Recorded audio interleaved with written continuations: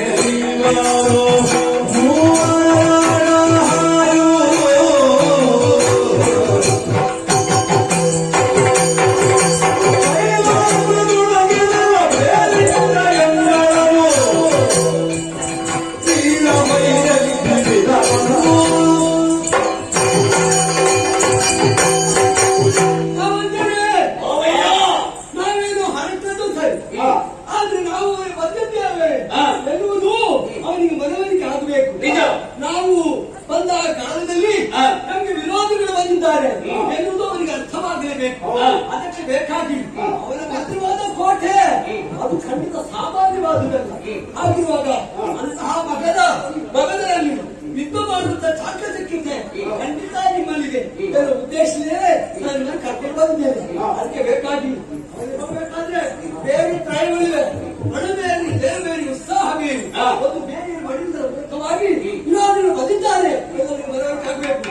ಅದಕ್ಕೆ ಬೇಕಾಗಿ ಭದ್ರವಾದ ಕೋಟೆಯನ್ನು ಮುಂದೆ ಹೋಗಬೇಕಾದ್ರೆ ಬೇರೆಯನ್ನು ಬಾರಿಸಿ ಬೇರೆ ರೂಪದಿಂದ ಅಲ್ಲಿ ಕಾಣಿಸಿಕೊಂಡು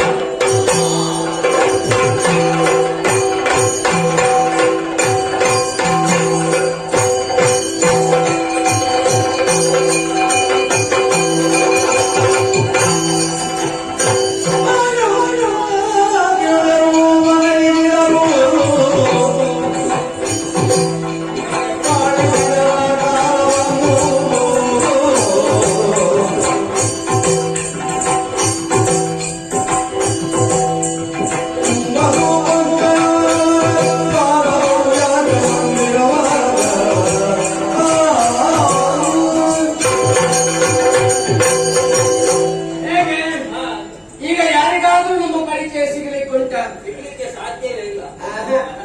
ಇವನನ್ನು ನೋಡಂತೆ ಎಷ್ಟು ಉದ್ದ ಇದ್ದ. ಈಗ ಅರ್ಜುನ ಇವ ಅಂತ ಹೇಳಿದ್ರೆ ಯಾರು ನಂಬ್ತಾರೆ? ನಂಬಲಿಕ್ಕೆ ಸಾಧ್ಯ ಇಲ್ಲ. ಈಗ ನೋಡಿ ಆವಾಗ ಇಷ್ಟು ದಪ್ಪಗಿದ್ದೆ. ಈಗ ಈಗ ಸಣ್ಣನಾಗಿತ್ತು. ನೀನೇ ಭೀಮಸೇನ ಅಂತ ಹೇಳಿದ್ರೆ ನಂಬುವವರು ಯಾರಿದ್ದಾರೆ? ಬೇಡ, ನನ್ನ ಪರಿಚಯ ಸಿಗ್ತದ. ನಾನೇ ಕೃಷ್ಣ. ನೀನು ಕೃಷ್ಣ. ಹೌದು. ಈ ರೂಪಾಂತರ ಯಾಕೆ? ಎಲ್ಲವನ್ನೂ ನಾವು ಕೆಂಪಲ್ಲೇ ನಾವು ವ್ಯವಸ್ಥೆ ಮಾಡಿಕೊಂಡಿದ್ದೇವೆ. ಈ ಕೆಂಪು ಎಂಬುದು ಅಪಾಯದ ಸೂಚನೆ, ಅಪಾಯದ ಸಂಖ್ಯೆ. ಹೌದು. ಹಾಗೆಂತ ನಾವೀಗ ಎಲ್ಲರಿಗೂ ಅಲ್ಲಿ ಹೋಗುವುದಕ್ಕೆ ಅವಕಾಶ ಉಂಟು. ಆದ್ರೆ ನಾವು ಹೋಗುವ ದ್ವಾರ ಅಪರ ದ್ವಾರದ ಮುಖಾಂತರವಾಗಿ ಹೋಗಬೇಕು. ಹೌದು. ಹೋಗಿ ನಮ್ಮ ಕಾರ್ಯವನ್ನು ಸಾಧಿಸಬೇಕು. ಬನ್ನಿ ಹೋಗೋಣ.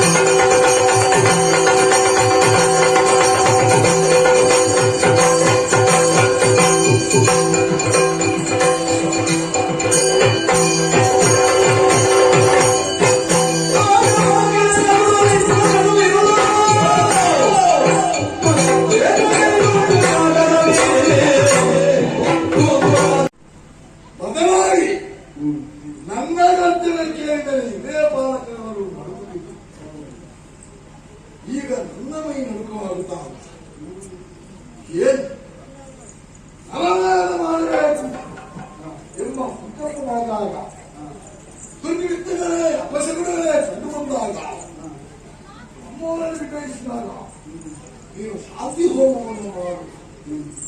ಹೀಗೆ ಆ ಕಾಲಕ್ಕೆ ಈ ಶಬ್ದ ಜೊತೆಗೆ ಒಬ್ಬ ಚಾಲಕವನ್ನು ಇರ್ತಾನೆ. ನನ್ನ ಬೇಡಿದ್ದೇನೆ ಹೌದು, ಶಿವಾನುಗ್ರಹದಿಂದ ವೃಷಭರೂಪಿಯಾದಂತಹ ರಕ್ಕಸರನ್ನು ಕೊಂದು 3 ಬೇರೆಯನ್ನು ನನ್ನ ಅಪ್ಪನಿಂದ ಈ ಪುರದ ರಕ್ಷಣೆಗಾಗಿ ಒಂದು ಭಯಬೇರಿ, ಮತ್ತೊಂದು ರಣಬೇರಿ, ಹಾಗೆ ಬೇರಿಗಳ ಆಕ್ರಮಣವಾಗುವಾಗ ಬೇರೆ ತನ್ನಷ್ಟಕ್ಕೆ ನಿಲ್ತದೆ. ಆ ಹೊತ್ತಿಗೆ ನಮ್ಮ ಸೇನೆಯೆಲ್ಲ ಸಿದ್ಧಗೊಂಡಾಗ ಮತ್ತೊಂದು ರಣಬೇರಿ, ಆ ಬಳಿಕ ಯುದ್ಧಕ್ಕೆ ಹೋಗುವಂತಹ ಸಂದರ್ಭದಲ್ಲಿ ಜಯಬೇರಿ. ಆ 3 ಬೇರೆಗಳನ್ನು ಭಾವಿಸಿದಾಗ ನಮಗೆ ಏನು ಇದು ಹಾಗಲ್ಲ. ಏಕಕಾಲದಲ್ಲಿ ಮೈ ನಡುಕ ಹಾಗೂ ಯಾವ ಕಾಲದಲ್ಲೂ ಚಿತ್ತಸ್ವಾಸ್ಥ್ಯವನ್ನು ಸಹಿಸಿಕೊಳ್ಳುವನಾಗಲ್ಲ. ಯಾವುದೇ ಸ್ಥಿತಿಯಲ್ಲಿರುವಾಗ ನಾವೇನು ಮಾಡಬೇಕೆಂಬುದನ್ನು ಎಂದೂ ಮರೆತವರಲ್ಲ. ಇದು ಎತ್ತರ ಕೊನೆಯ ಹಂತ ಸಾಧ್ಯತೆಲ್ಲ. ಹಾಗಿರುವಾಗ ಬಂದಿರುವಂತಹ ಬ್ರಾಹ್ಮಣರಿಗೆಲ್ಲ ದಾನದಕ್ಷಿಣೆ ನೀಡುತ್ತಾ ಇದ್ದೇವೆ. ಈಗಲೂ ಬಂದಿದ್ದಾರೆ. ಬನ್ನಿ ಬನ್ನಿ ಬನ್ನಿ, ಬೇಕಾದಷ್ಟು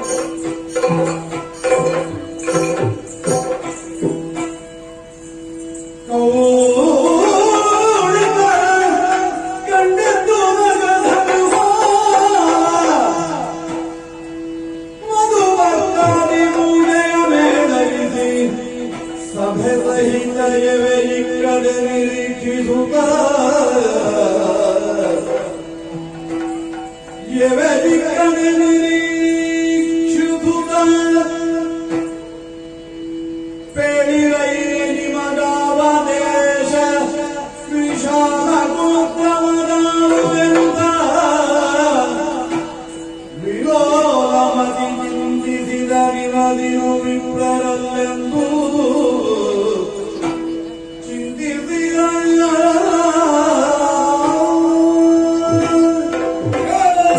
ಇದು ಮಧ್ಯರಾತ್ರಿಯ ಕಾಲ ಇದು ಎಲ್ಲರಿಗೂ ದಾನವನ್ನು ನೋಡ್ತಾ ಇದ್ದಾರೆ. ಈ ಅಪರಾತ್ರಿಯಲ್ಲಿ ಅಪರಾಧದಲ್ಲಿ ಮೂವರು ನೋಡಿದರೆ ಬ್ರಾಹ್ಮಣರಂತೆ ಇದ್ದಾರೆ. ಆ ಬೇರೆ ಹೊಡೆಯುವುದಕ್ಕೂ ಊಟಕ್ಕೂ ಇವರು ಅಪರಾಧದಲ್ಲಿ ಬಂದದ್ದಕ್ಕೂ ಒಂದು ರೀತಿಯ ಮಾತನಾಡಿಯನ್ನು ಬ್ರಾಹ್ಮಣರಿಗೆ ಬೇಕು ಬೇಕಾದಾಗಿ ದಕ್ಷಿಣ ಕೊಡುವವನ. ಹಾಗಾಗಿ ಬ್ರಾಹ್ಮಣರಿಗೆ ಆ ಸಂತಾನಕ್ಕೆ ನಾವು ಕೊಡುವಂತಹ ಗೌರವವನ್ನು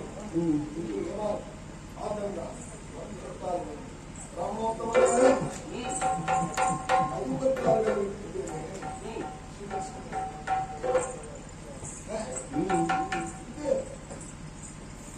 ಮಧುಮಕ್ಕಾಲಿನಲ್ಲಿದ್ದು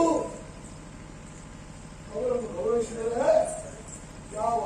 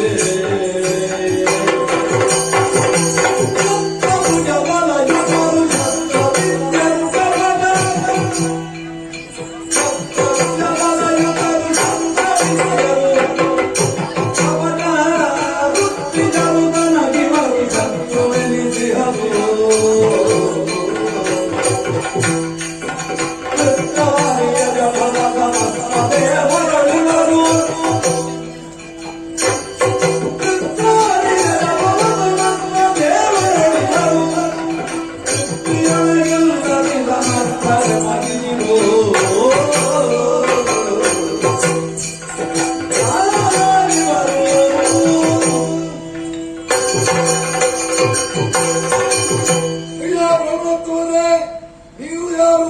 ನಿಮ್ಮ ಕುಲ ಯಾವುದು? ನಿಮ್ಮ ಕೂತು ಯಾವುದು? ಎಲ್ಲಿಂದ ಬಂದಿದ್ದೀರಿ?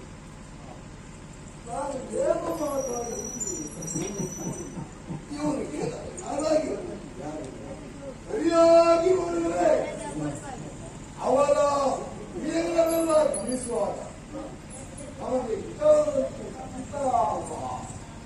ಎಂಬುದು ಸ್ಪಷ್ಟವಾಗಿ ಕಾಣ್ತಾ ಇದೆ. ನೋಡಿದರೆ ಉದಾವರಾಗಿದ್ದಾರೆ. ಇಬ್ಬರನ್ನು ಕಂಡರೆ ಒಬ್ಬನನ್ನು ನೋಡಿದರೆ ಅವನ ಹೆಬ್ಬನ್ನು ನೋಡಿದರೆ ಅವನ ಬೆನ್ನನ್ನು ನೋಡಿದರೆ ಭಕ್ತರಿಗೆ